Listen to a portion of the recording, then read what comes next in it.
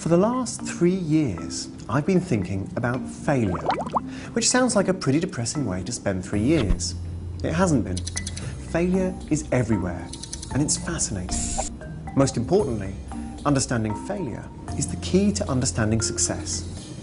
So let me give you 3 principles for failing productively, and I'll rely on 3 very different examples. One of the world's most dynamic companies, the strategy of the US military in Iraq, and a cutting-edge choreographer. First principle is, be willing to fail a lot. Google's quite conscious about this strategy. The company asks every engineer to spend 1 day a week working on any project that's caught his or her attention. These projects have produced products such as AdSense, which accounts for a huge chunk of Google's revenues, and Google News. Of course, there are also stinkers, such as Google Wave or Android 1.0. The point is, Google doesn't know what will work unless it's willing to try and fail. When President Bush and Donald Rumsfeld sent the US Army into Iraq, they weren't prepared to fail, couldn't even imagine failure. And that brings us to principle number 2. Make sure your new ventures are on a scale where failure is survivable.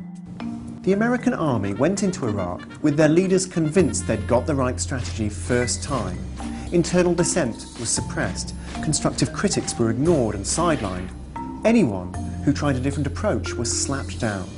That strategy was one big failure, micromanaged from the top. When change came, it came first from the bottom, from a brave group of colonels who defied the top generals and tried new approaches anyway. It took a bottom-up revolution before the US Army adapted despite itself and turned Iraq around.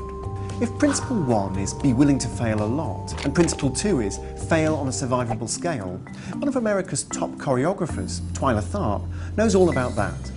She says she spends 3 hours a day filming dance improvisation, and she's happy if that produces 30 seconds of usable material.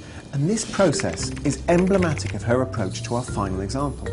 When she adapted Billy Joel's hits for the musical Moving Out, she first put the show on in Chicago 3 months before the Broadway debut.